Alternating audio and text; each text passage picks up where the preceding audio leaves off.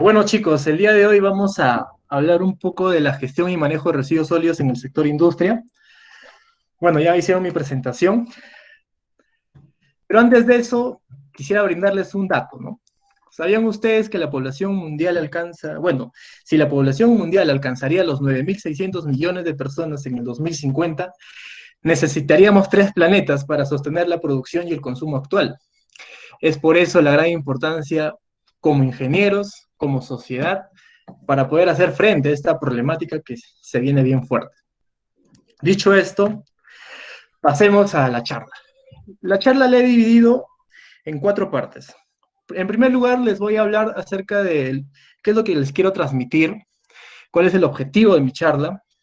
Luego, hablarles brevemente del contexto situacional en el que nos encontramos. Luego viene la parte de operación medio ambiente y jefatura medio ambiente. Entonces, ¿qué figura quiero que se lleven de esta parte? En una empresa industrial, o al menos en las que yo he trabajado, el ingeniero ambiental o responsable ambiental de la planta se encarga de la parte operativa, es decir, de la gestión y manejo de residuos sólidos, y si es que hay plantas que tratan sus aguas residuales, también, del tratamiento de las aguas residuales. Y todo lo que tenga que ver con la parte de gestión operativa. También les voy a mencionar un poco de eso. Pero también el ingeniero ambiental está bajo el cargo de alguien, entonces, que vendría a ser el jefe. Entonces, quiero que vean ustedes desde la jefatura de medio ambiente cómo se realiza la gestión, ¿no? Entonces, quiero que mantengan esa figura para la presente charla. Ahora, bueno, como objetivo les quiero dar a conocer las bases técnicas y normativas vinculadas a la gestión integral de residuos peligrosos y no peligrosos generados por la industria. Y como les había dicho, quiero que tengan una mirada interna desde la industria, ¿no? Yo les voy a contar la experiencia que he pasado en la parte de campo, ¿no? Ahora, contexto situacional. Bueno, como ustedes sabrán, anteriormente teníamos la ley 27314, que es la Ley General de Residuos Sólidos, en el cual ya se hablaba acerca de la minimización, reutilización, valorización y eliminación. Pero ¿qué pasaba? La eliminación era lo que más se hacía con los residuos, ¿no? Ya sea un relleno de seguridad, relleno sanitario o un botadero municipal. La figura cambia con la nueva Ley de Gestión Integral de Residuos Sólidos, que es el Decreto Legislativo 1278, en el cual se prioriza la minimización de residuos sólidos. ¿Qué quiere decir minimización? Es decir, reducir la cantidad de residuos generados y también disminuir la toxicidad de estos residuos. Y lo último que se busca es la eliminación de los residuos. Entonces, antes de eso tengo que reutilizarlos, valorizarlos, ¿no? Entonces, lo que yo quiero que ustedes, bueno, luego de eso, como ustedes sabrán, actualmente en esta coyuntura del COVID-19, el decreto legislativo ha sido modificado por el decreto legislativo 1501, ¿no? El decreto legislativo 1278. Desde una opinión muy personal, este decreto tuvo que haber sido cambiado solamente en este contexto de COVID, ¿no? Pero si han logrado leer el decreto legislativo 1501, ha tenido varias modificaciones de diversos artículos. Entonces, ha ido más allá, ¿no? Más allá de este contexto de COVID. Yo les voy a pasar al grupo de WhatsApp un pequeño análisis que hice de este decreto legislativo para que se puedan enterar un poquito más.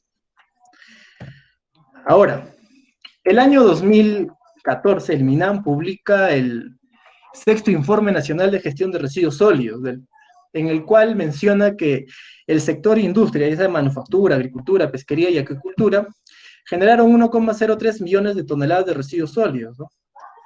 Y y la industria que más generó fue la manufactura, ¿no? Con el 80% de los residuos sólidos declarados.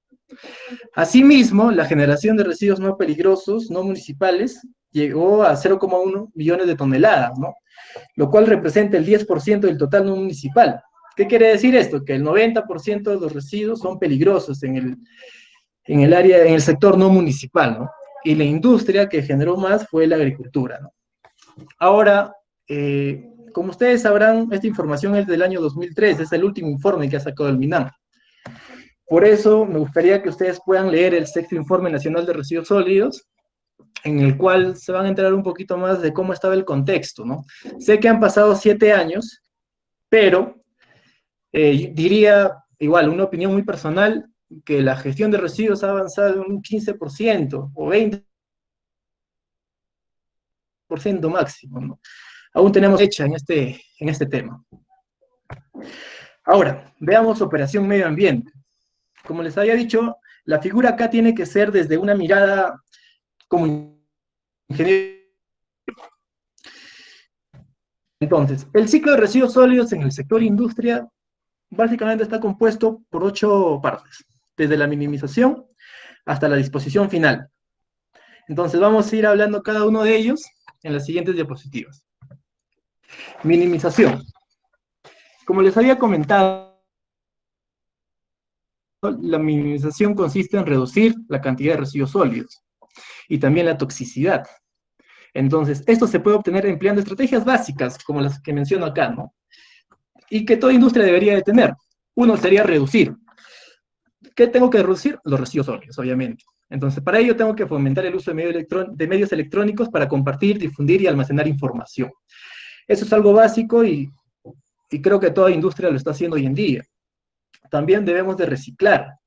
Pero una industria, o sea, puede segregar bien, pero, bueno, para que luego se recicle, ¿no? Pero ellos no lo reciclan. Lo que hacen es firmar convenios con empresas operadoras de residuos sólidos y también con recicladores formales que estén autorizados por la municipalidad. Bueno, como les iba mencionando, perdonen que se haya cortado, hay temas del internet. Para el tema de acondicionamiento de los contenedores es importante saber qué sustancias tienen que ir juntas y qué sustancias tienen que ir separadas, ¿no? Referente a los residuos. ¿Por qué? Como les había mencionado, pueden generar distintos tipos de reacciones. Entonces, para ello yo les recomendaría que puedan leer el libro Naranja, que es de las Naciones Unidas, en el que te da recomendaciones para el transporte de mercancías peligrosas. Entonces, yo los invito a leer, ahí van a encontrar bastantes ejemplos sobre incompatibilidad de residuos. Ahora, siguiente. ¿Qué más deberíamos de saber referente al acondicionamiento? El etiquetado que deben estar en los contenedores. Entonces, ¿por qué? Un etiquetado, bueno, la etiqueta debe ser duradera, debe estar en lenguaje oficial, no debe estar escondido, debe ser visible. Entonces, ¿qué información tiene que tener esta etiqueta? El tipo de residuo, el estado físico del residuo, la composición del residuo, y bueno, la etiqueta debería ser fabricada de materiales de buena calidad, resistente a los cambios meteorológicos, colocados en lugares apropiados, ¿no? ¿Qué más deberíamos de ver? Debería de tener también el rombo de seguridad, ¿no? Yo les voy a pasar también a hablar de los rombos de seguridad, también es bastante extenso, como solo tenemos 40 minutos, me gustaría mostrarles otros temas, ¿no? Pero igual yo les voy a pasar información en el grupo de WhatsApp. Luego de eso, dentro del ciclo viene el transporte interno. Para poder realizar un buen transporte interno dentro de la industria se necesitan 4 cosas. Primero, tener rutas preestablecidas. Al igual que en el sector municipal, en el sector no municipal también se hace rutas preestablecidas. También se tiene que saber con qué frecuencia voy a recolectar los residuos. ¿Qué más? El equipo compatible con el contenedor, ¿no? ¿Qué más? El personal familiarizado con el equipo. Por ejemplo, si el personal de limpieza va a trasladar, no sé, un IBC que tiene más de 1 tonelada, tiene que poder saber manejar un montacarga, por ejemplo, ¿no? Y la determinación de áreas de riesgos. ¿Por qué es muy importante esto? Porque en un sector de industria, por ejemplo, puede ocurrir contaminación cruzada si hacemos caer un residuo por ahí, ¿no? Si estamos en su área de producción. Entonces, es muy importante determinar qué áreas tienen bastante riesgo, ¿no? Y como pueden ver en las imágenes, bueno, hay distintos tipos de transporte, ¿no? Dependiendo del peso, ¿no? Desde un carrito de mano, una carretilla, hasta una camioneta, ¿no? Bueno, ahora veamos el almacenamiento. Hay 3 tipos de almacenamiento. El almacenamiento primario, que es básicamente cuando tú realizas de manera inmediata tu segregación del residuo, ¿no?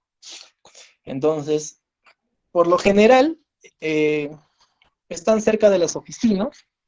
Luego de eso, ¿qué tipo de almacenamiento viene? El almacenamiento intermedio, el operador o el personal de limpieza, de manera diaria, realiza limpieza de las oficinas, ¿no? De las áreas administrativas, y lleva los residuos al almacenamiento intermedio, que son contenedores más grandes, aproximadamente de 200 litros, y una vez que cuando estos contenedores ya estén en una capacidad máxima, los residuos son llevados al almacenamiento central.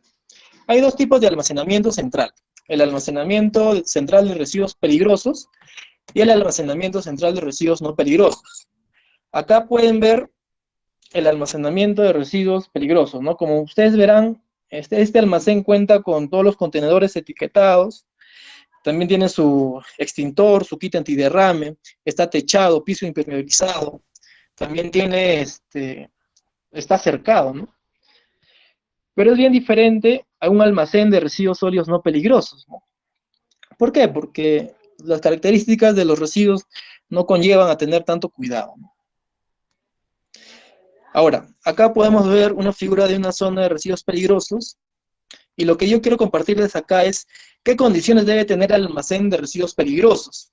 Debe estar separado del almacén de residuos no peligrosos, debe estar cercado, debe contar con ventilación, iluminación, debe tener un techo, un piso pulido impermeabilizado, debe tener sistemas de contención, debe contar con una pendiente adecuada que derive cualquier derrame de residuos, debe tener un kit antiderrame, debe tener un extintor de acuerdo al tipo de residuo.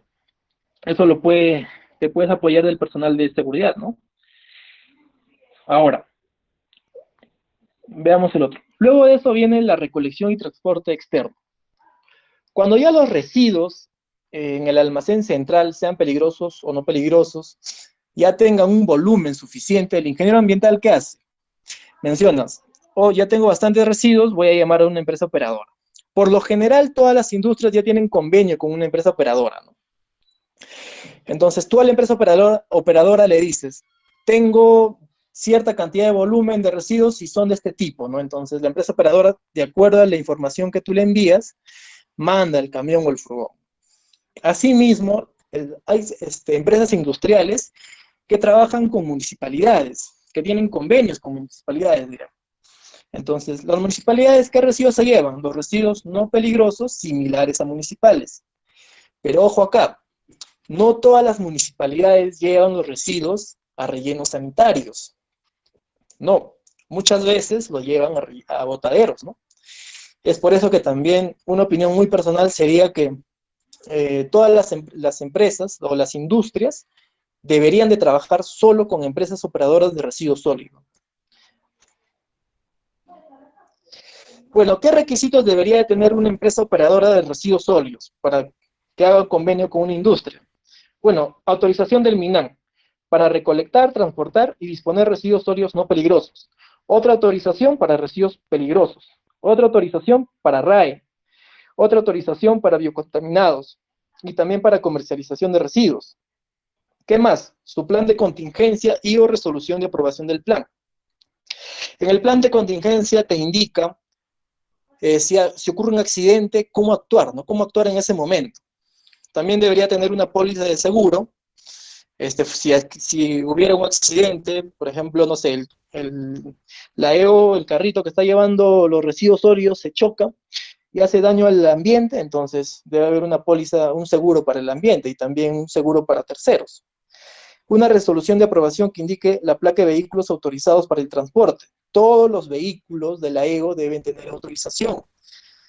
¿Qué más? Por ejemplo, un kit antiderrame. Todo vehículo debería tener un kit antiderrame por si es que hubiera una fuga de residuo peligroso, ¿no? Bueno, pasemos. Como ingenieros ambientales, ¿cómo decirlo? Nuestra gestión y manejo llega ahí, ¿no? Cuando tú llamas a la empresa operadora y se llevan los residuos. Pero los residuos, ¿a dónde van a ir? ¿A un relleno de seguridad o a un relleno sanitario? Seguridad, residuos peligrosos; sanitario, residuos no peligrosos. Pero sí podrías, por ejemplo, hacer una pequeña, como ingeniero ambiental ya de planta, una pequeña supervisión al relleno de seguridad, ¿no? Recuerden que por el principio de responsabilidad extendida, nosotros también somos responsables de nuestros residuos, ¿no? Hasta que se vayan de la industria. Más adelante les voy a mostrar un poquito de eso. Y algo muy importante, hoy en día, aún más, el tema de los equipos de protección personal, ¿no? Todo, todo personal que esté vinculado al manejo de residuos sólidos debe tener su EPP, contar con un SCTR y con las vacunas si fueran necesarias, ¿no? Eso es muy importante. Ahora, como gestión operativa, desde la mirada de un ingeniero ambiental, por ejemplo, toda empresa industrial debería tener un procedimiento de gestión de residuos. Les pongo un ejemplo. Si yo soy un personal que ingresó recientemente a una industria, soy del área logística, entonces, y no sé cómo se maneja la gestión de residuos sólidos, ¿qué puedo hacer? Leer el procedimiento de gestión de residuos, porque en este procedimiento te indica el paso a paso de qué hacer, ¿no? Para poder manejar bien los residuos sólidos. Si alcanza un poquito de tiempo, yo les voy a mostrar el procedimiento que tenemos de cada taza. Luego, ¿qué más deberíamos de contemplar en la gestión operativa de residuos sólidos? La formación de un comité de gestión de manejo de residuos sólidos, ¿no? Es muy importante. Por ejemplo, como les había dicho, el ingeniero ambiental está en la parte operativa. En la parte operativa, por lo general, siempre hay un jefe, ¿no? Que vendría a ser el jefe de producción para este caso. El jefe de producción tiene que hacer cumplir el procedimiento de residuos sólidos. Tú como ingeniero ambiental, ¿qué haces? Tienes que supervisar y eres el soporte técnico en la planta. El administrador, ¿qué va a hacer? Por ejemplo, si tú quieres hacer no sé, una rehabilitación de tu almacén de residuos sólidos peligrosos o de tus contenedores, el administrador te va a proporcionar el presupuesto, ¿no? Y deberías de tener, todos los jefes de la planta o de la industria deberían pertenecer a tu comité. ¿Por qué? Porque de esa manera te aseguras tú que cada área pueda cumplir la gestión y manejo de residuos sólidos de manera adecuada, porque los jefes de cada área van a estar en tu comité. ¿Qué más? Como gestión operativa, toda empresa debe de tener un registro interno sobre la generación y evacuación de residuos. Generación de residuos, por ejemplo, yo área de almacén, llevo mis residuos al almacén ya de residuos peligrosos, entonces tengo que decir qué residuos estoy generando, ese momento, ¿no? Por ejemplo, estos documentos son auditables y fiscalizables. Puede venir el OEF y te puede decir, ingeniero ambiental Pepito, el día 30 de abril, ¿qué residuos has generado? Entonces tú vas a tu registro interno y le muestras, ¿no? Asimismo, para el tema de evacuación de residuos, cuando tú evacúas tus residuos, deberías de tener este registro, ¿no? Es muy importante. Y debe tener relación, ¿no? Tanto lo que generas, lo que evacúas, ¿no? Si tú generas en 10 días, entonces el registro de evacuación al 10º día debe contener todo lo que has generado, ¿no? Eso es lo ideal.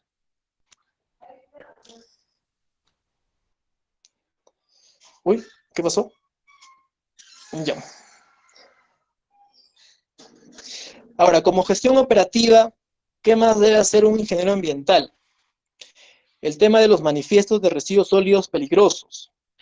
Cuando tú solicitas a la empresa operadora de residuos sólidos que se lleve tus residuos, entonces va a venir con los manifiestos de residuos sólidos, ¿no? Son tres, vienen de tres colores.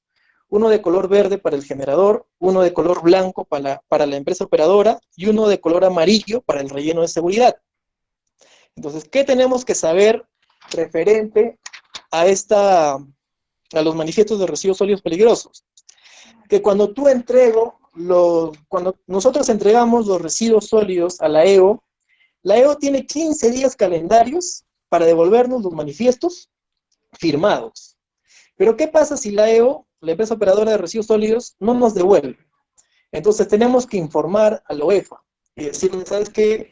Señores de OEFA, no me han devuelto mi manifiesto de residuos sólidos para que sean sancionados, amonestados. Porque este documento también es auditable, fiscalizable. Y tenemos que conservarlo por un tiempo de 5 años. Muy importante. ¿Qué más? Durante los 15 primeros días de cada inicio de trimestre, la empresa generadora de residuos sólidos tiene que reportar sus manifiestos en la plataforma Cigersol. Pero como ustedes, bueno, no sé si saben, pero el CIFERSOL hoy en día aún no existe, ¿no? ¿Qué es lo que tiene que hacer la industria? Enviarlo a la autoridad competente, ¿no? Igual, en el mismo plazo. En este caso, para este ejemplo, la empresa industrial pesquera, ¿quién envía? Al Ministerio de Producción, al PRODUCE. Sigamos. Como gestión operativa, ¿qué más hace un ingeniero ambiental? Debería de visitar el relleno de seguridad. Como les decía, la responsabilidad compartida, ¿no?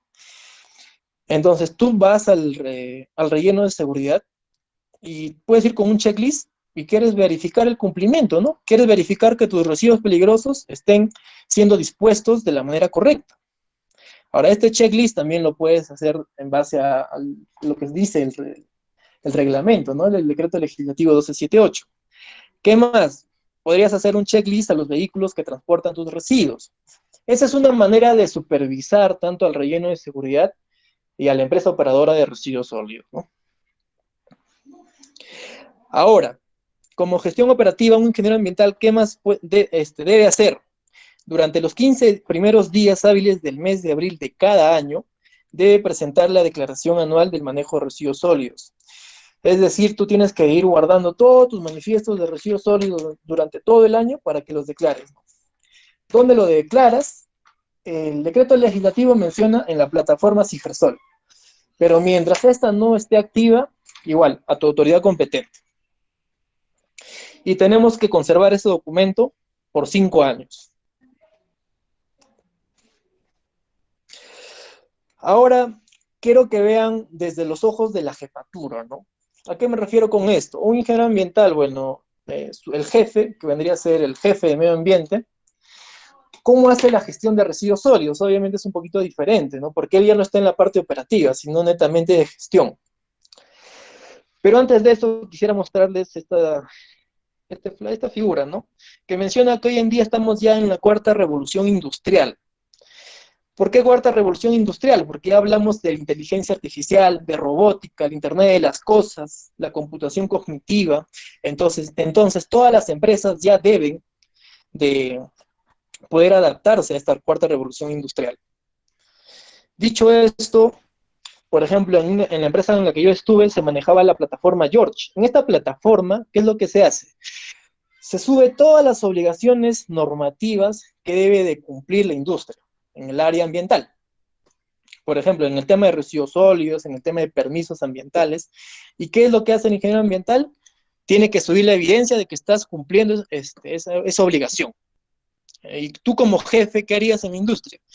Tienes que verificar que las evidencias sean las correctas. ¿Qué otra plataforma se maneja? La plataforma del TeamMate. ¿Para qué es esta plataforma? Esta plataforma nos ayuda a nosotros cuando hacemos auditoría y si hay alguna no conformidad en el tema de residuos sólidos. ¿Cuál es la figura en esta plataforma? Por ejemplo, hay una no conformidad por una mala segregación. Entonces se sube la no conformidad a esta plataforma y el ingeniero ambiental tiene un plazo de X días para que pueda levantar esa no conformidad.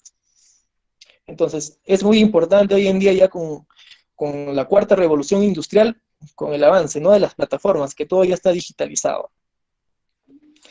Ahora, como indicadores de gestión, en toda empresa lo que les importa es el tema del económico, dinero. Entonces, ¿qué indicadores deberías de tener tú? Por ejemplo, nosotros manejábamos el indicador de costo total de disposición anual y también las toneladas métricas de residuos sólidos, tanto de manera anual y de manera mensual. Ahora, este indicador lo tienes que hacer tanto para residuos peligrosos y residuos no peligrosos. ¿Qué otros indicadores podrías presentar acá? Podrías presentar, por ejemplo, un top 10 de los residuos más generados en la planta. ¿Qué más? Podrías presentar, por ejemplo, los residuos que han sido valorizados, ¿cuánto beneficio me están generando? ¿No? Podría ser otro indicador. Recuerden, los indicadores nos dicen a nosotros el estado actual de la planta. Es por eso, en las industrias se maneja un montón de información. Entonces tenemos que ver qué indicadores tenemos que hacer. A ver, siguiente. Ya hoy en día está muy de moda el programa Power BI, ¿no?, para hacer los indicadores ambientales. Por ejemplo, acá les presento otro indicador en el tema de gestión que nosotros llamábamos el índice de impacto ambiental. El índice de impacto ambiental era la cantidad de accidentes generados en la industria por la severidad. La severidad tenía varios requisitos. Entonces, ¿cuál era la figura de este índice de impacto ambiental? Para el tema de residuos sólidos, por ejemplo, puede haber un accidente por una mala disposición de residuos sólidos dentro de la industria, ¿no? Entonces, se consideraba como accidente ambiental y este accidente tenía que ser investigado, ¿no? Igual, nosotros trabajábamos bastante con la plataforma TeamMate porque ya nos avisaba, nos daba una alerta. El ingeniero ambiental de la planta A tiene tantos días para levantar esa evidencia. Ahora, ¿qué más se hacía cuando había un accidente ambiental? Las lecciones aprendidas. A todo el personal de toda la industria se les hacía llegar un correo con la lección aprendida. ¿Cuál era el fin de esta lección aprendida? De que no vuelva a pasar ese accidente ambiental. Otro indicador muy importante es el tema de los costos de los accidentes ambientales. Ustedes dirán, pero ¿esto qué tiene que ver con residuos sólidos? Como les había mencionado, en la industria, por lo general, también hay accidentes por el tema de residuos sólidos. Por ejemplo, si hay un derrame de hidrocarburo, no sé, un material X estaba contaminado con hidrocarburo y se cae al suelo, entonces ese suelo ya está contaminado. Entonces, tenemos que disponer ese suelo ya como residuo peligroso. Además, tenemos que remediarlo. Eso genera un costo para la industria. Y tú, cuando le presentas tus indicadores en temas económicos a tu gerencia recién para la oreja. Entonces dice, oye, ¿pero por qué estoy perdiendo? Entonces tú le dices, ¿sabes qué? Te falta invertir en esto, en este proyecto. Ahí recién te dicen, perfecto, vamos a invertir. Estos costos eran netamente directos. Hubiera sido bonito analizar, por ejemplo, el costo indirecto del ambiente, cuál es la afectación del ambiente, ¿no? Pero no lo he podido hacer, la verdad. Entonces, solamente han sido costos directos. ¿Qué más haces como jefatura ambiental? Tienes que promover la cultura ambiental. Tienes que brindar información. Tienes que sensibilizar, concientizar y educar al personal de planta. Por ejemplo, ¿cómo hacíamos allá en la empresa industrial? Usábamos la metodología 10, 20 y 70. 10% en aula, 20% acompañamiento y 70% aplicación en campo. Aula, lo que estamos haciendo ahorita, una capacitación. 20%, ya un acompañamiento más personalizado, ¿no? El responsable ambiental iba a cada área y veía cómo estaba haciendo, ¿no? Si veía que estaba haciendo algo malo en el manejo de residuos sólidos, ese tenía que brindarle el soporte técnico. Y el 70% es que las personas que han sido capacitadas tenían que aplicarlo en campo. ¿Qué más se hace como cultura ambiental? Las charlas de 5 minutos. Es muy importante las charlas de 5 minutos que sean dadas de acuerdo al tipo de personal, ¿no? No podemos brindar también charlas muy técnicas. Tienen que ser entendidas por todo tipo de personal, por todos los colaboradores. Por ejemplo, acá les muestro un indicador en gestión de residuos sólidos, cuando nosotros dábamos la capacitación en todas las plantas, y cuando hicimos ya un promedio de todas las plantas, creo que llevábamos un 60%. Entonces, caray, solamente hemos capacitado al 60% de la planta. Entonces, si hemos capacitado solamente al 60% de la planta, no esperemos que la cultura ambiental en la planta sea la mejor. Entonces, los indicadores a nosotros nos sirven para poder mejorar.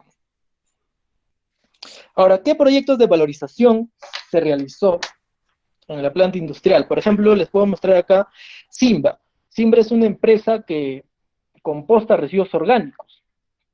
Por ejemplo, fui un banner, FUP. Si, por ejemplo, en la industria tienes varios banners por X temas que hayas generado, tú puedes entregar tus banners a esta empresa. Para el tema de aceites de cocina, por lo general las empresas industriales tienen sus comedores dentro, ¿no? Entonces generan gran cantidad de aceites de cocina. Entonces puedes trabajar con Ribor o con BioOils y lo transforman en biodiesel. Edna se lleva las baterías. Tú puedes hacer un convenio con Edna para que puedas vender las baterías. Ahí generas un beneficio económico. Al igual con Cider Perú. Si tú generas chatarra, materiales de metal, igual puedes venderlos a Cider Perú. San Miguel Industrias igual, el tema de plásticos. Ahora, si quieres hacer ya un tema de ayuda social, podrías donar tu papel a Niken, ¿no? Que les ayuda para los niños quemados, o a Traperos de Maús, Perú. A ver. Ahora, lo que les muestro acá son ya valores reales, ¿no? Por ejemplo, el beneficio total por la comercialización, porque tú como industria no estás valorizando, no estás comercializando, o ya otras empresas se encargan de la valorización. Hay un beneficio total de casi de 100.000 soles, ¿no? Y esto fue en el inicio del proyecto. Entonces, para la valorización, ¿cómo lo veíamos? Por ejemplo, a veces nosotros ya donábamos el aceite vegetal usado. Antes nosotros lo disponíamos como residuos peligrosos, pero ahora lo estamos donando. Hay un ahorro. Luego las baterías usadas ya la vendíamos. El kilo me parece que la vendíamos a 2 soles. Latas de pintura igual se vendía, aceite mineral igual se vendía. Entonces es muy importante, ¿no? Que se puedan hacer proyectos de valorización y ver qué residuos se están valorizando. Y bueno, para terminar, chicos, la finalidad de una industria debe ser crear una política en residuos sólidos. Es decir, una política que nos va a ayudar a nosotros a establecer las directrices para el futuro de nuestra empresa, ¿no? A mediano o largo plazo. Si tú como empresa generas una política en residuos sólidos, entonces tú sabes ya cuál es tu fin. Y para la política tienes que generar tus estrategias, cada estrategia va a tener diversas actividades y cada actividad una acción. Entonces el fin de toda industria debería ser tener una política en residuos sólidos. Y recuerden, tus políticas deben tener objetivos, metas, como les decía, indicadores, ¿no? Porque en ingeniería lo que no se mide no existe y lo que no existe no se mejora. Entonces, si queremos mejorar, tenemos que tener metas. Bueno, chicos, una reflexión. Locura es hacer lo mismo una y otra vez, ¿no? Y esperar resultados diferentes, ¿no? Entonces, si queremos tener resultados diferentes, empecemos por hacer otras cosas. Seamos parte del cambio. Y depende de nosotros hacer lo imposible, posible. Muchas gracias, chicos.